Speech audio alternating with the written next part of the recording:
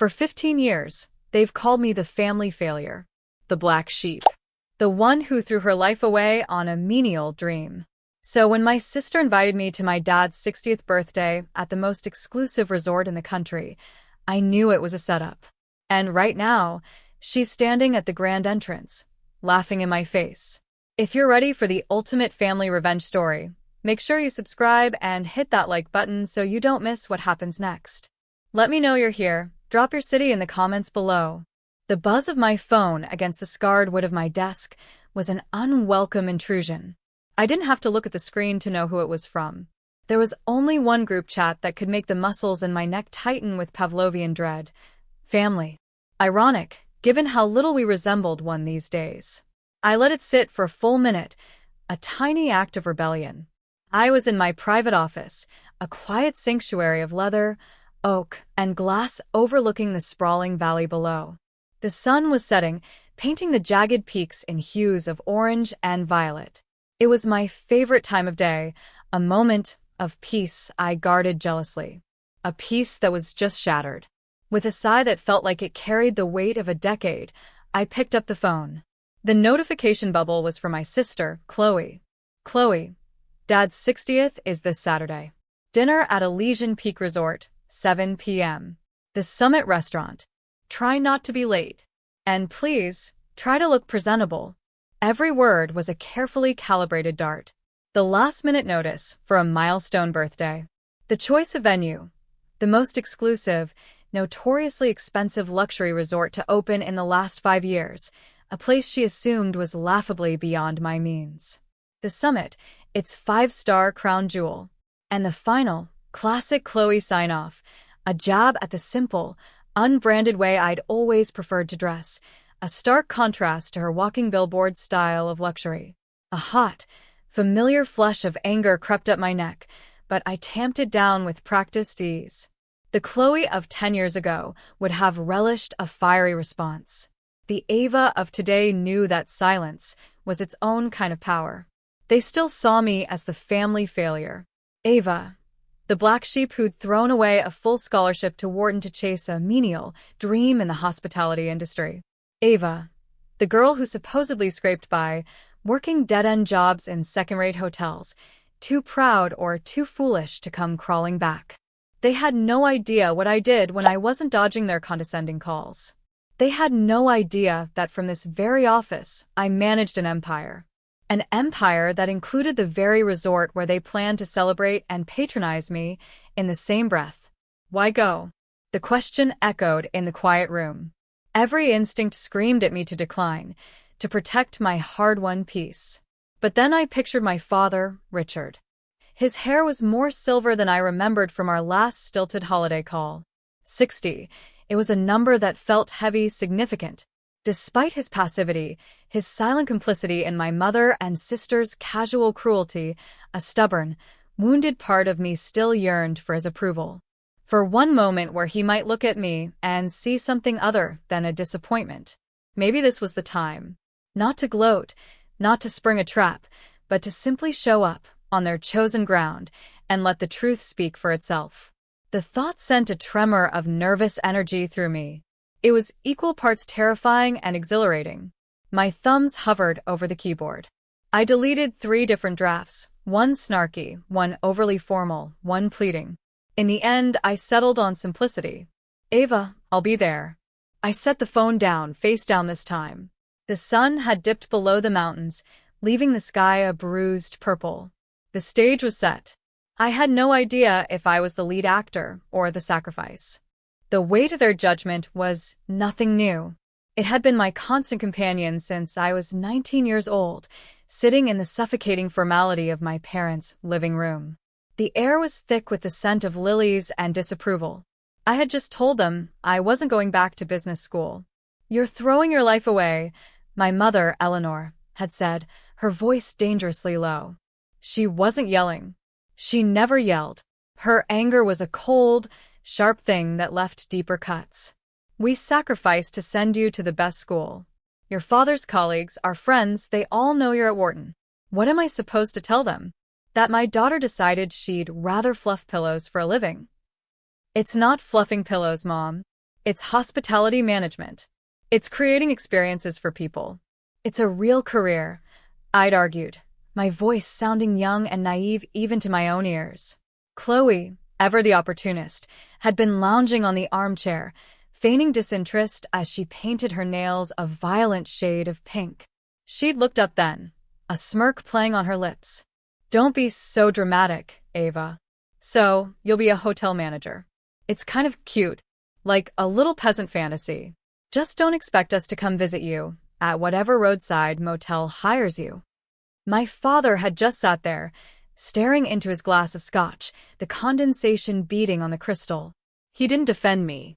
He didn't condemn me. He just retreated, leaving me to face the firing squad alone. His silence was the deepest cut of all. That night, the ultimatum was delivered. If I pursued this path, I was on my own. They cut me off completely. My trust fund, my allowance, my credit cards. They expected me to fail, to come crawling back within 6 months, begging for forgiveness and a ticket back to Philadelphia. They underestimated my resolve. They mistook my quiet nature for weakness. The first few years were brutal. I worked as a concierge at a decent hotel in Denver during the day and took night shifts at the front desk of another. I lived in a cramped apartment that always smelled of garlic from the neighbors downstairs. Every dollar I earned was stretched thin between rent, cheap food, and online courses in business administration and luxury brand management. I was exhausted, lonely, and running on fumes and a potent cocktail of spite and ambition. But I was also learning. I saw the gears of the industry from the inside out. I saw what guests loved and what they hated. I saw the inefficiencies, the corners cut even in so-called luxury establishments. I saw a gap, a massive, gaping hole in the market for a place that wasn't just about expensive sheets and gold-plated faucets, but about intuitive, deeply personalized service. A place that felt like a sanctuary. The idea for Elysian Peak was born on a stained napkin during a 3 a.m. lunch break. I sketched out a logo, a stylized mountain peak cradling a rising sun. I started writing a business plan, fueled by caffeine and a burning desire to prove them all wrong. When I was 24, my maternal grandmother passed away. She was the one member of the family who'd always believed in me, slipping me $100 bills in secret and telling me I had a fire in my soul. She left me a modest inheritance, enough to be a seed. It wasn't a fortune, but combined with my obsessive saving, it was a start. I incorporated my company under her name, the Vance Hospitality Group. It was a deliberate choice. I would build my world under a banner they didn't recognize, a name free from the stain of their disappointment. For the next 8 years, I poured every ounce of my being into it. I found investors who saw the fire my grandmother had seen. I bought the land, a breathtaking expanse of wilderness everyone else had deemed too remote. I oversaw every detail, from the architectural blueprints to the thread count of the linens to the custom fragrance, a blend of cedarwood, white tea, and mountain air that was piped through the ventilation system. My family, meanwhile, heard only silence. As far as they knew, I was still floating between mid-level management jobs, a cautionary tale they'd occasionally bring up at dinner parties. I never corrected them. Their ignorance was the wall I had built around my dream, protecting it until it was strong enough to stand on its own. Now it was a fortress, and tonight they were walking right up to the gate. The drive up the winding mountain road to Elysian Peak was a surreal experience. Every turn was familiar, every curve of the asphalt a memory from a construction site visit. I passed the stone marker I'd approved, the discreet sign that read Elysian Peak Resort.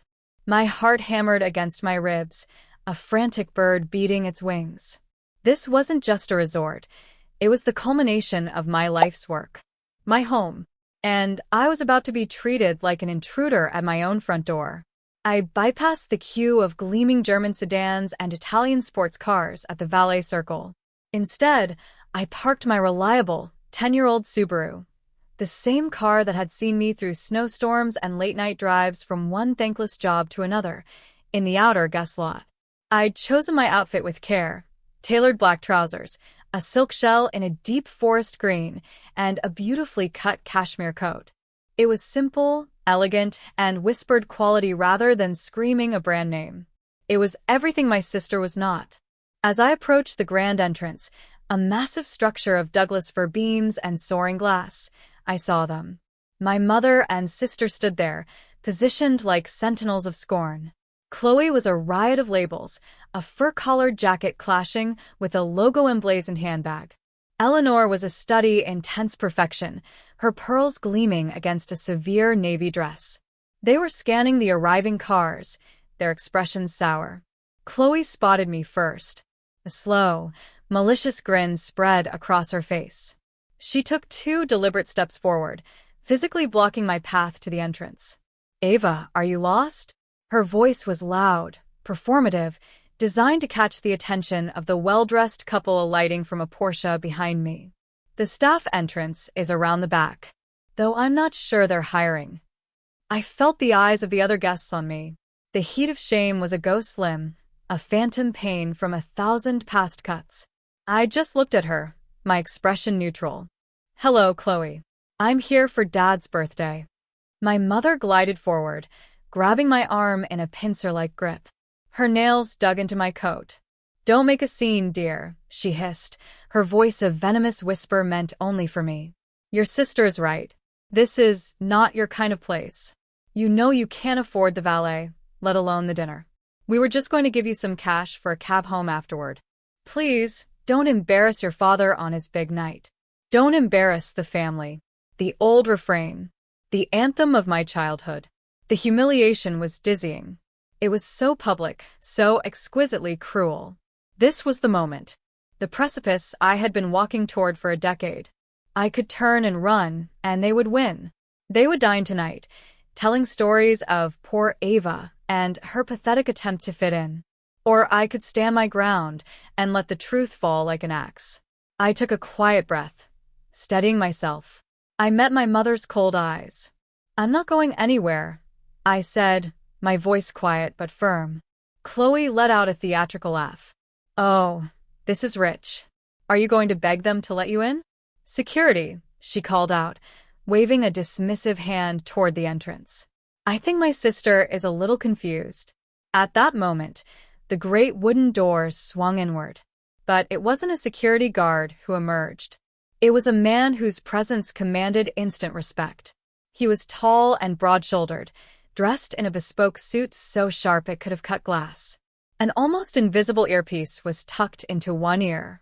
He moved with the fluid, coiled grace of a predator. This was Marcus Thorne, my head of security, my first hire, and the closest thing I had to a confidant. He paid my mother and sister no more attention than he would a piece of luggage. His eyes, intelligent and serious, found mine immediately. A flicker of warmth entered them, a silent acknowledgement of the scene he was witnessing. He strode directly to me, his polished shoes clicking softly on the flagstone. He stopped a respectful foot away, bypassing my stunned family completely. "Ms. Vance," he said, his voice a calm, deep baritone that carried easily in the crisp mountain air. "Welcome back. We have the Phoenix suite ready for you, and your table at the summit is prepared." The name, Vance, hit the air like a gunshot. Chloe's mocking smile froze, then collapsed. Her jaw literally dropped. My mother's face, already tight with irritation, went slack with utter, uncomprehending shock. She released my arm as if she'd been burned. Marcus gestured to the grand entrance. On his signal, the 2 doormen, who had been watching the scene with professional impassivity, straightened up and swung the heavy doors wide open, creating a clear path for me. "The sommelier has already decanted the 1982 Bordeaux you requested for your father's celebration," Marcus continued, his tone perfectly normal, as if he were discussing the weather. "Shall I escort you inside?" The world seemed to slow down. The couple from the Porsche were staring, their mouths agape. My mother's face had drained of all color, leaving only a pale mask of horror. Chloe was sputtering, her brain visibly short-circuiting as she tried to connect the dots between Ava, the failure, and Vance, the VIP. I gave Marcus a small, grateful nod. Then I allowed myself one final look at my family. I didn't smile. I didn't gloat. I simply held their gaze for a long, silent moment, letting the truth of the situation settle into their bones. I let them see the woman they had never bothered to know. Then, I turned my back on them and walked into the warmth and light of my resort. As I crossed the threshold, the familiar, custom-designed scent of cedarwood and white tea enveloped me. It smelled like victory. It smelled like home. The walk through the lobby was a masterpiece of orchestrated excellence that I had designed myself.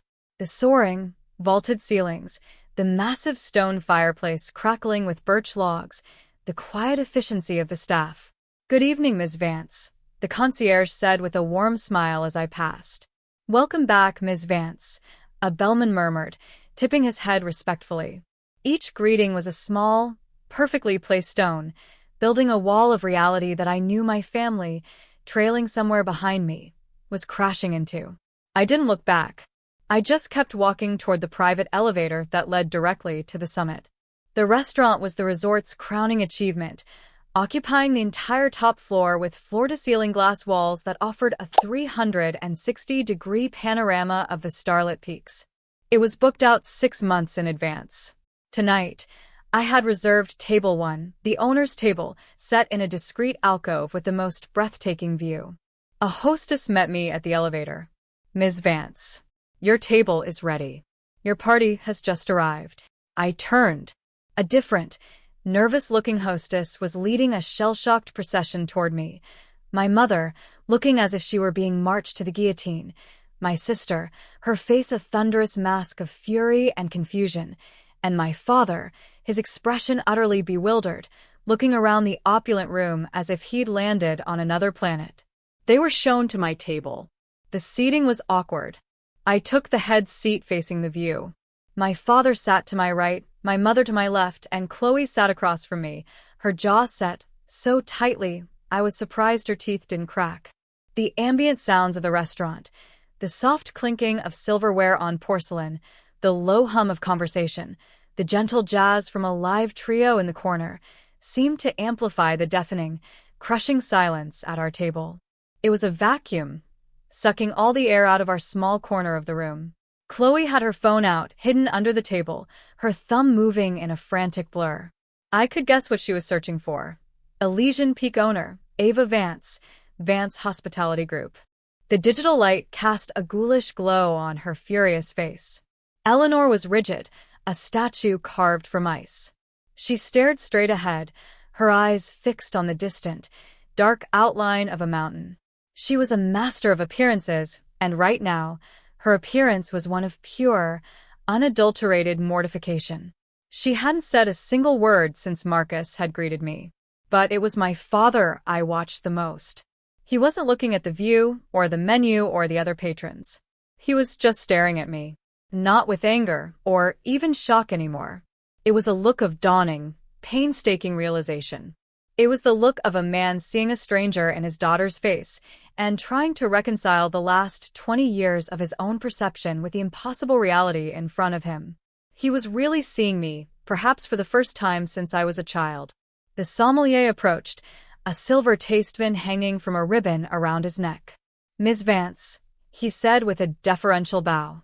"The 1982 Chateau Margaux, as requested. A truly remarkable choice for a 60th birthday." He presented the bottle to me. I inspected the label, then nodded. "It looks perfect. Please pour a glass for my father first."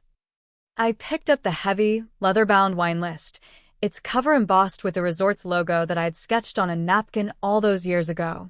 I slid it across the table to my father, whose eyes were still locked on my face. "Dad," I said, my voice even and calm, cutting through the thick silence. "Happy birthday." I paused, letting the words hang in the air before delivering the final, quiet blow. "What would you like to drink? It's all on the house." The birthday dinner ended not with a bang, but with a slow, agonizing fizzle. The magnificent Bordeaux was barely touched. The multi-course tasting menu, a culinary triumph I had personally overseen with my executive chef, was pushed around on plates by people who had lost their appetites for anything but the bitter taste of shock. My mother remained a marble statue of disapproval. Chloe vibrated with a silent, impotent rage, her phone clutched in her hand like a weapon she didn't know how to fire. As the staff cleared the final course, I spoke into the void. "Dad, would you join me on the terrace for a moment?" Eleanor's head snapped toward me. "Richard, we're leaving." It was an order. For the first time all night, maybe for the first time in a decade, my father didn't immediately comply. He looked from his wife's stony face to mine. He hesitated, a man caught between two worlds, the one he had always known and the one that had just exploded into existence before him. "I'll just be a minute, Eleanor," he said, his voice quiet but firm. He folded his napkin and stood up, following me through the glass doors onto the private terrace. The cold mountain air was a relief, sharp and clean against my skin. Below us, the lights of the resort spread out like a fallen constellation. For a long moment, we stood in silence, listening to the wind whisper through the pines. "How, Ava?" he finally asked, his voice gravelly. He didn't look at me, but at the vast darkness dotted with the lights I had brought to it. "All of this. We thought you were, well, we didn't know what to think. Why didn't you tell us?" The question was so laden with years of willful ignorance that I almost laughed. "Tell you what, Dad? That I was leaving my third low-paying job to start my own company? That I'd cashed in Grandma's inheritance to buy a plot of land you would have called worthless? Would you have believed me?" I turned to face him, forcing him to meet my eyes. "Or would you have just stood there, silent, while Mom called it another one of my foolish fantasies and Chloe laughed about my little project?" The truth of my words landed squarely between us. He flinched, his gaze falling to the stone floor of the terrace. He knew the answer. He knew exactly what would have happened. His silence had always been his complicity. "I was working 60, sometimes 80 hours a week," I continued, my voice low and steady, devoid of the pleading tone he was used to. "I was studying finding investors, dealing with contractors. I was building this, piece by piece, with my own two hands. I used Grandma's name, Vance, because it was the only part of my family that ever felt like an unconditional blessing. I didn't have the time or the energy to fight your disbelief, too." He looked up, and in the dim light, I saw the deep lines of regret etched around his eyes. He looked older than 60. He looked defeated. I let you down, Ava. I see that now." He took a hesitant step closer, his hand lifting slightly before falling back to his side. It was a phantom gesture of comfort, one he hadn't completed in years. "Your mother and Chloe, they're proud, stubborn people. It's their way." "It's a cruel way," I corrected him softly. "And you let it happen." There was nothing more to say. The accusation hung in the air, undeniable. He finally seemed to understand that his passivity wasn't a neutral position, it was a choice, and it had cost us our relationship. As the chill began to seep into my bones, he reached out, not with a phantom gesture this time, but with a real one. He placed his hand on my arm, his touch tentative and unfamiliar. "I'm sorry, Ava," he whispered, his voice thick with an emotion I couldn't quite name. For not seeing. For not looking." It wasn't absolution. It wasn't a magic wand that could erase years of hurt. But it was a crack in the wall of silence. A start. It was more than I'd had from him in a very long time. I gave a single, stiff nod, and we turned to go back inside, two strangers bound by blood, facing the wreckage of what was supposed to be a family. The fallout began the very next day. I didn't have to seek it out. It came to me in waves, washing up on the shores of my perfectly ordered world. Marcus, ever discreet, gave me the first report during our morning security briefing. "Ms. Vance," he said, sliding a tablet across my desk. "There was a significant spike in online searches linking your name to the resort overnight. Also, I thought you should be aware of this." He'd pulled up the social media profile of a man named Brent DeWitt, Chloe's fiancé. His latest post was a fawning paean to his family's real estate empire, the DeWitt Corporation. Marcus, with his usual thoroughness, had added a footnote. "The DeWitt Corp has had a standing application for an Elysian Peak Founders membership for 6 months. It has not been granted." The second wave came in the form of an email from my head of business development, flagging a frantic, high-priority meeting request from a senior partner at a top-tier investment firm. The partner's name was Catherine Albright. The note specified that she wanted to discuss a potential partnership and that the request had been routed through one of her junior associates, Chloe Collins. The picture was becoming grimly clear. Chloe hadn't just built her life on a foundation of superiority, she'd built it on the lie of her family's influence. An influence that now rested solely, and ironically, with me.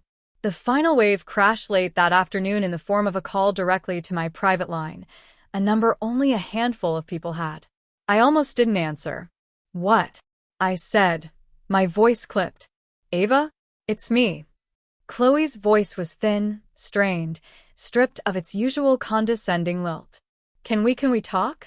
"We're talking," I replied, leaning back in my chair.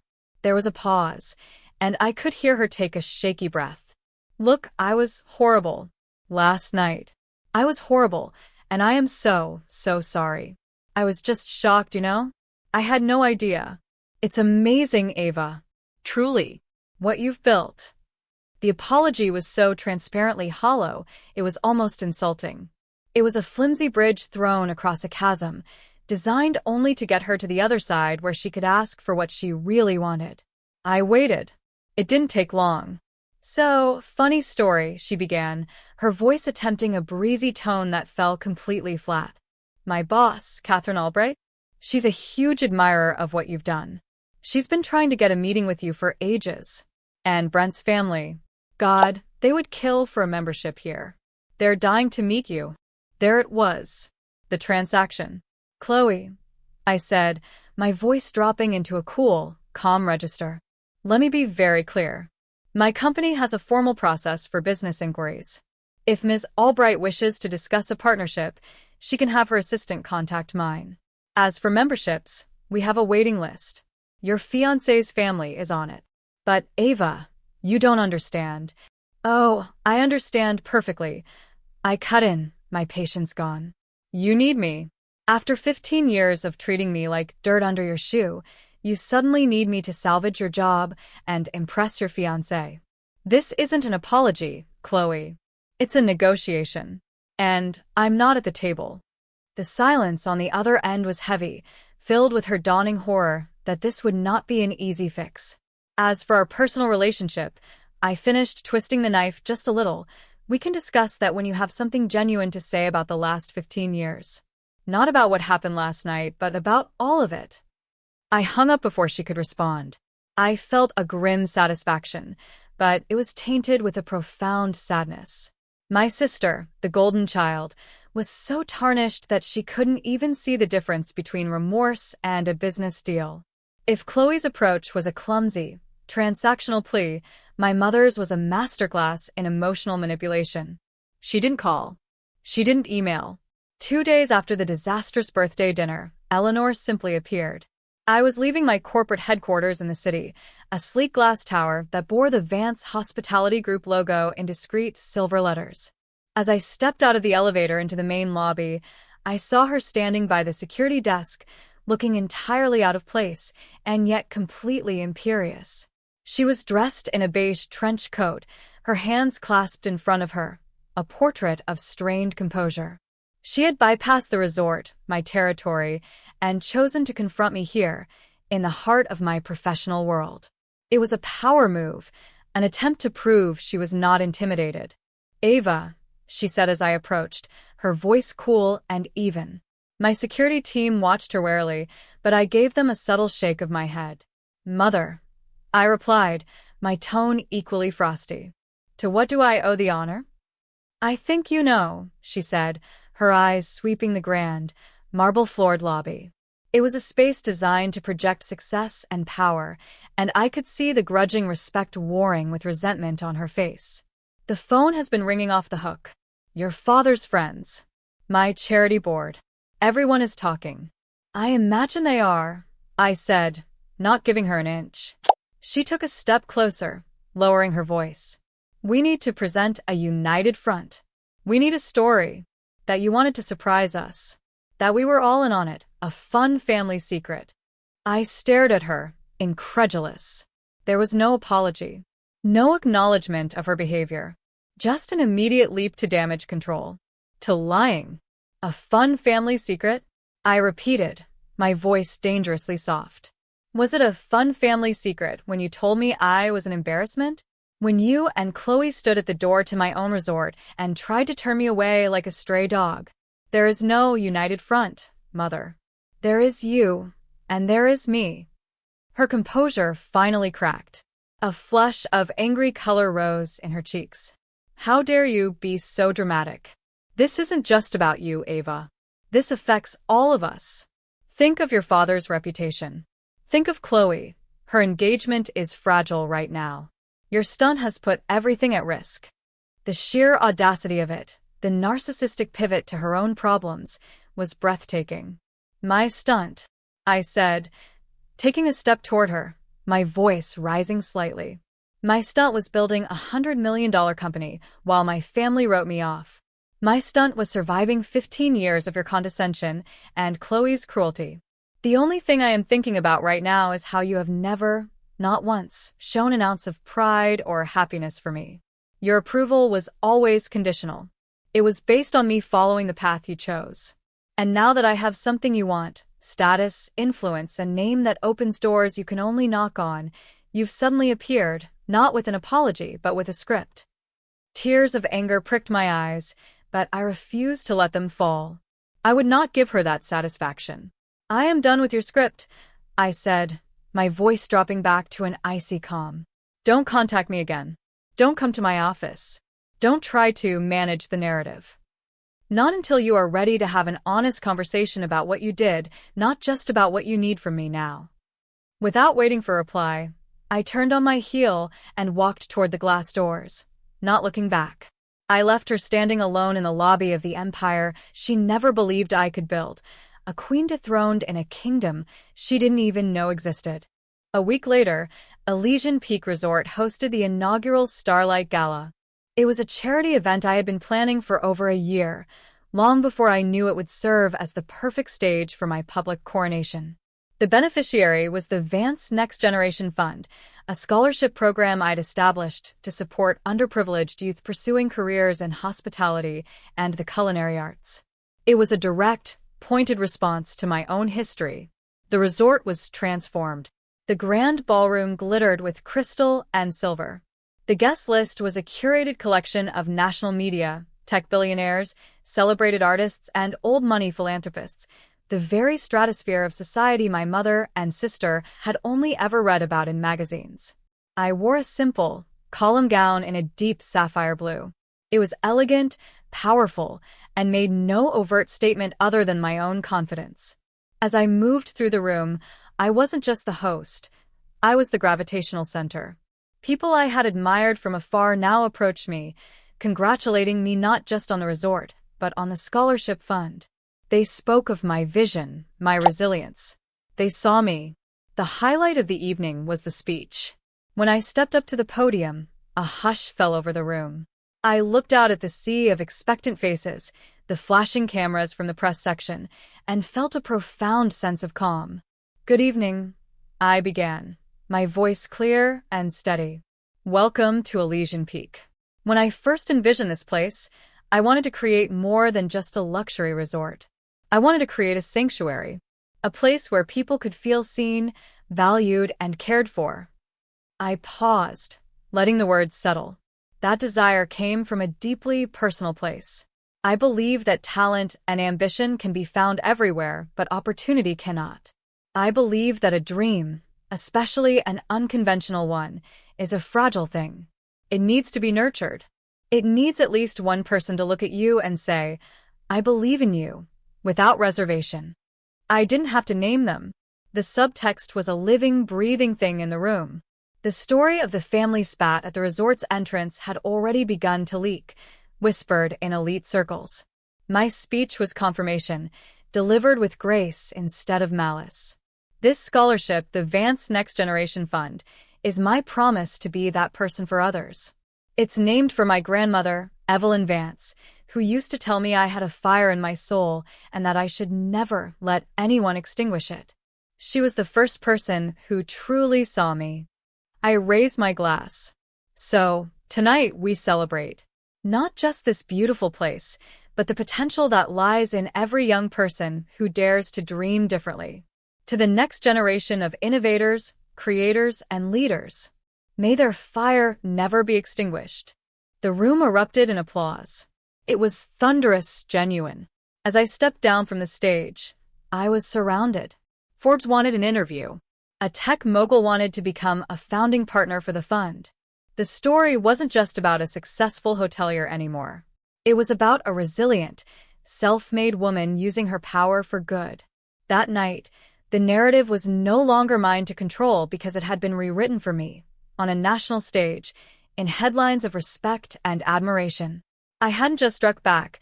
I had built a fortress of public goodwill so high that my family's petty grievances could never hope to scale its walls. The aftershocks of the gala were immediate. 2 days later, my father called me. He sounded exhausted, a man worn down to the bone. "I saw the news, Ava," he said, his voice raspy. "The speech, it was incredible. You were incredible. Your grandmother would have been so proud." "Thank you, Dad," I said, a genuine warmth in my voice for the first time. There was a heavy sigh on his end of the line. "It's not good here, Ava. The house feels like a war zone. I haven't seen your mother leave her room since the story about the gala broke. We've been arguing constantly." "What are you arguing about?" I asked, though I already knew. "Everything," he said, his voice cracking. "About how we treated you. How we let our pride and our blindness ruin everything." I told her, "Eleanor, did you listen to her speech? Do you see what we tried to smother?" She didn't have an answer. For the first time in her life, she had nothing to say. He paused, and I heard the clink of ice in a glass. "And Chloe, it's worse. Brent called off the engagement this morning. His family saw the whole thing as a massive embarrassment. Chloe showing up on their doorstep, begging for them to use their influence to get a meeting with you, her own sister. Brent told her she had no integrity." A part of me should have felt triumphant, a visceral thrill of victory. But hearing the stark reality from my father, I just felt a profound, aching weariness. I had won, but what exactly was the prize? A broken family, a distraught father, a sister whose life was imploding.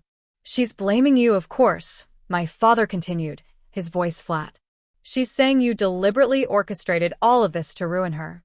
She can't see that her own actions led her right to this point." That was the crux of it. They had built their family's identity on a simple, toxic dynamic. They were the successes, and I was the failure.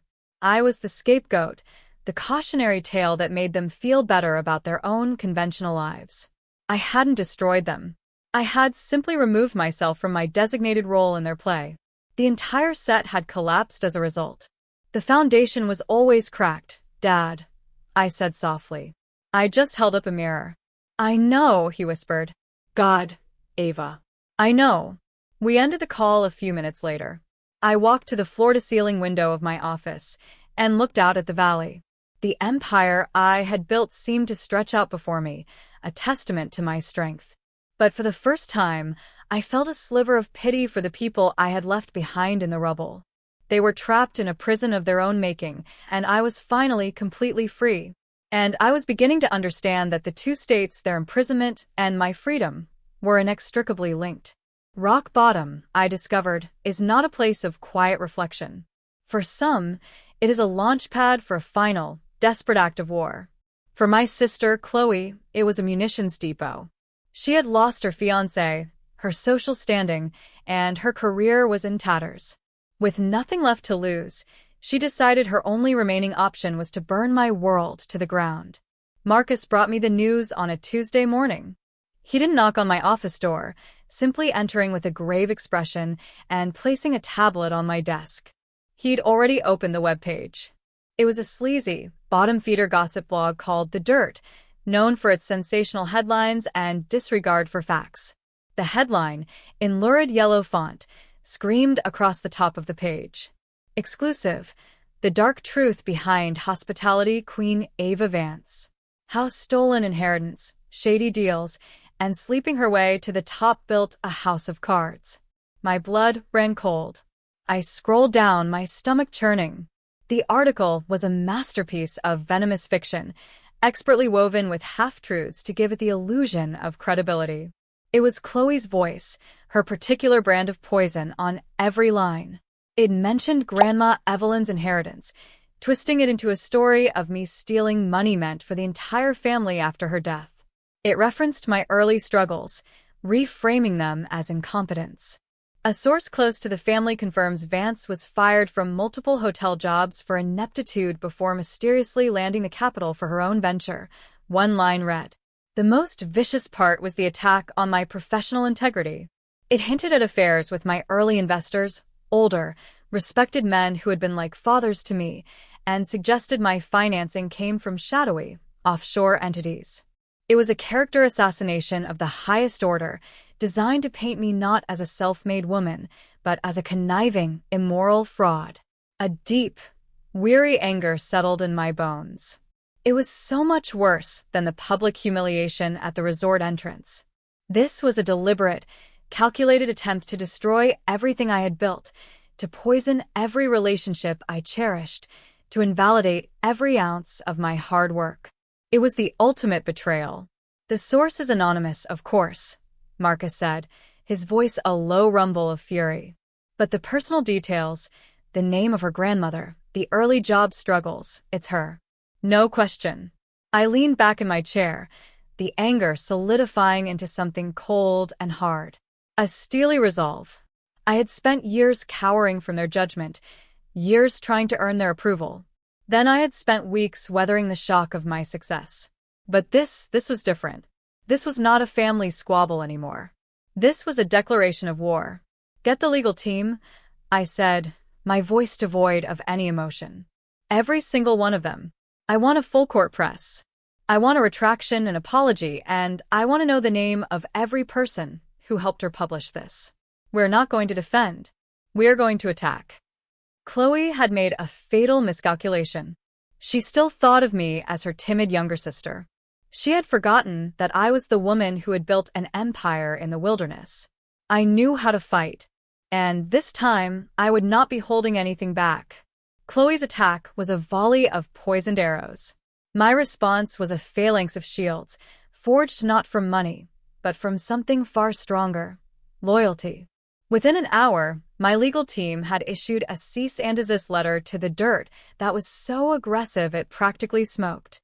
It detailed, with surgical precision, the factual inaccuracies in the article and laid out the groundwork for a defamation lawsuit that would bankrupt the blog and its parent company. But the legal response was just the opening salvo. The true counteroffensive came from the people whose lives I had touched, and it came unbidden. The first call was from Mr. Abernathy, my first major investor, a retired venture capitalist in his late 70s. I'd heard he was on a fly fishing trip in Montana. "Ava, my girl," he'd boomed over a crackling satellite phone connection. "I just saw that pack of lies some parasite published. My lawyers have already sent them a letter of their own. The insinuation is disgusting. We're going to bury them." Then came the emails, a flood of them. Mentors I'd had in my early days sent messages of support. Former colleagues wrote to my PR department, offering to go on the record about my work ethic and integrity. A dozen of the industry's most respected hoteliers released a joint statement condemning the article and praising my contributions to the hospitality world. The most powerful defense, however, came from the Vance Next Generation Fund. The first 3 scholarship recipients, bright young culinary students I mentored personally, posted a video. They sat together in their dorm room, speaking with earnest, unscripted passion.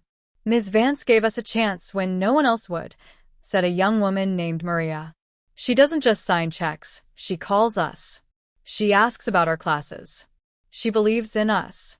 This person in this article, we don't know who that is. It's not the Ava Vance we know." The video went viral. My PR team, armed with this overwhelming wave of support, went to work. They didn't engage with the gossip blog. They went to Forbes, the Wall Street Journal, and the New York Times. They didn't offer a defense. They offered a story of contrast. On one side was a bitter, anonymous source slinging mud. On the other was a vast community of respected professionals, loyal employees, and grateful students, all standing in my defense. The backfire on Chloe was swift and brutal. Faced with an avalanche of lawsuits and universal condemnation, the dirt buckled. Within 24 hours, they had pulled the article and issued a groveling retraction, citing a source who acted in malicious bad faith. But the damage was done, not to me but to Chloe. The story was no longer about my supposed dark past. It was about a cruel, jealous sister attempting to sabotage a beloved industry leader. News outlets picked up the story of the family feud, and with the testimonials of my supporters as evidence, Chloe was painted as the clear villain. She hadn't just failed to destroy my reputation, she had succeeded, with spectacular efficiency, in annihilating her own. She had set a fire to burn me down, and now she was the only one left in the ashes. The phone call came 2 days later. I was in my suite at the resort, watching the snow fall gently outside the window, feeling a hollow sort of peace. When my phone rang with my father's number, I answered it. But it wasn't his voice I heard. It was my mother's, and it was a sound I had never heard before, the sound of utter defeat. She was sobbing. Not the quiet, dignified tears of a woman in control, but ugly, ragged sobs that tore through the phone line. "Ava," she choked out. "Ava, I am so sorry." I waited, silent, letting her find the words. This was it. The moment the entire story had been spiraling toward. "I was wrong," she continued, her voice breaking. "I was so wrong. I was a terrible mother to you. I see it all now. My pride, my jealousy of your strength, of your bond with your grandmother. I let it poison everything. I let Chloe's bitterness fester because it validated my own. I pushed you away, I hurt you, and I broke my own family. I am so sorry." Each word sounded like it was being pulled from her, a confession that was costing her the last vestiges of the proud, cold woman she had always been. This wasn't a performance.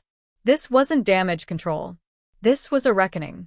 This was the true cost of her blindness, laid bare. "What Chloe did," she whispered, her voice filled with shame. "It was monstrous. There is no excuse. I failed you both. I failed as a mother." I closed my eyes, the view of the peaceful snow blurring. I had imagined this moment 1,000 times.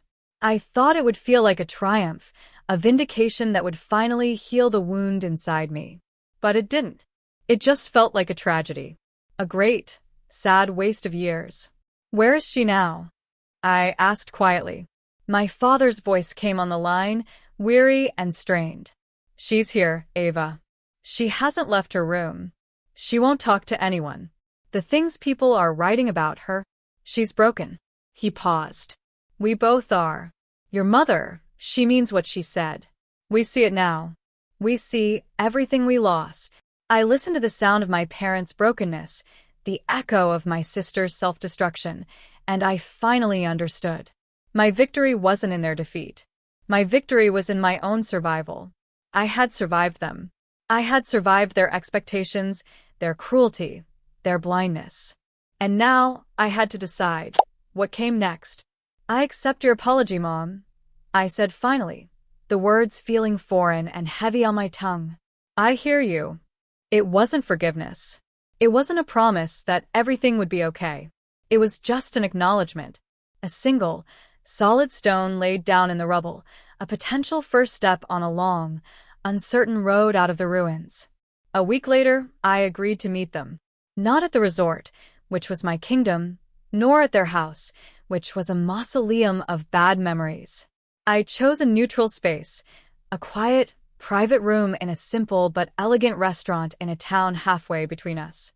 It felt less like a reunion and more like the signing of a treaty. They were already there when I arrived. My father looked older, his shoulders slumped. My mother's face was pale and drawn, the icy mask of superiority gone, replaced by a raw vulnerability I'd never seen. And Chloe was a ghost. She was gaunt, her eyes red-rimmed and empty. She wouldn't look at me. I sat down, and for a long moment, The only sound was the distant clink of cutlery from the main dining room. The time for yelling, for accusations, for tears was over. I was not there to fight. I was there to deliver a verdict. I looked at Chloe first. She flinched, her eyes finally darting up to meet mine before falling back to her lap.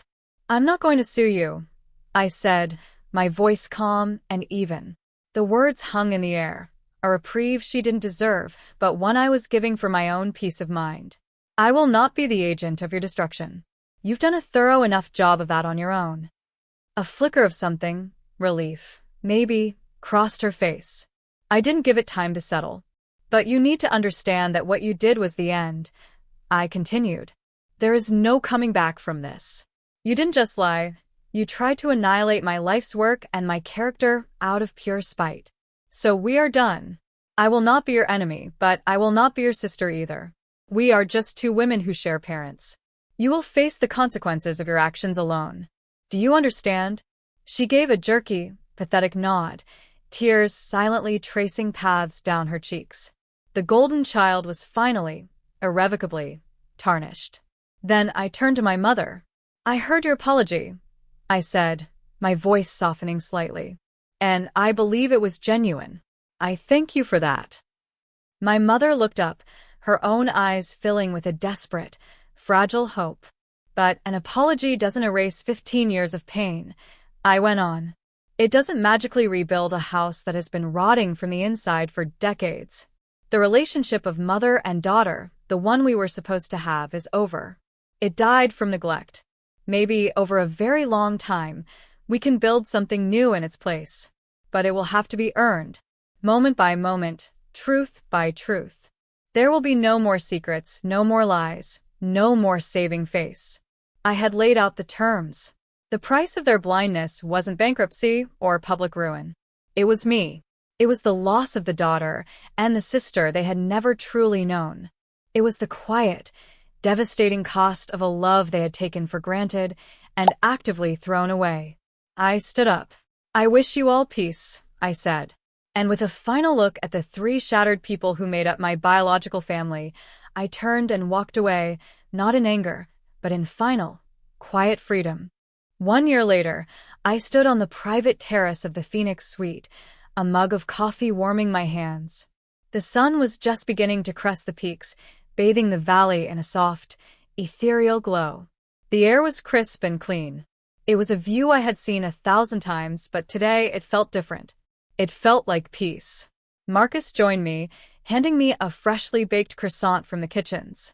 We stood in comfortable silence, a friendship forged in crisis and solidified in the quiet aftermath. He was no longer just my head of security, he was my family. Later that morning, I had breakfast in the main dining room with a new cohort of advanced scholars. Listening to their dreams, their ambitions, their anxieties, I felt a sense of purpose that no balance sheet could ever provide. This was my legacy. Not the buildings, not the brand, but this. My father was visiting for the weekend. Our relationship was a quiet, careful thing, being rebuilt one honest conversation at a time. He no longer offered excuses for the past, only a steady, gentle presence in the now. Yesterday, while we were walking by the lake, he had stopped, looked at me, and said, "I am so proud of the woman you are, Ava." This time, there were no shadows behind his words. It was just the truth. As I was heading back to my suite after breakfast, my phone buzzed. It was a text from a number I had only recently unblocked. It was from Eleanor. "Thinking of you. The photos from the scholarship breakfast looked wonderful. Hope you have a beautiful day." There was no demand, no manipulation, no hidden agenda. It was just a small, tentative message, a single brick laid carefully on the new foundation I had decreed. I looked at the text for a long moment, a complex mix of emotions swirling within me. The old wound still ached, a phantom limb of pain, but it no longer defined me. Chloe was a ghost in my past. I heard she was living quietly in another state, attempting to piece her life back together. I wished her no ill, but I felt no connection. I looked up from my phone, out at the majestic, sun-drenched mountains. My mountains. My home. My future. I was no longer defined by my family's blindness, but by my own clear, hard-won vision. The future was not a perfect, scarless landscape, but it was mine. And for the first time in my life, I felt truly, breathtakingly free. And that's where I leave my story. Not at an ending, but at a new beginning, built on my own terms. Thank you for following my journey from the start to the view, from the summit.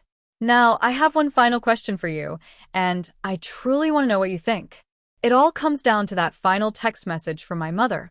After a year of silence and self-reflection on her part, she's tentatively reaching out. So, the choice is yours. If you were me, what would you do? Comment reply if you believe forgiveness is possible and she deserves a second chance.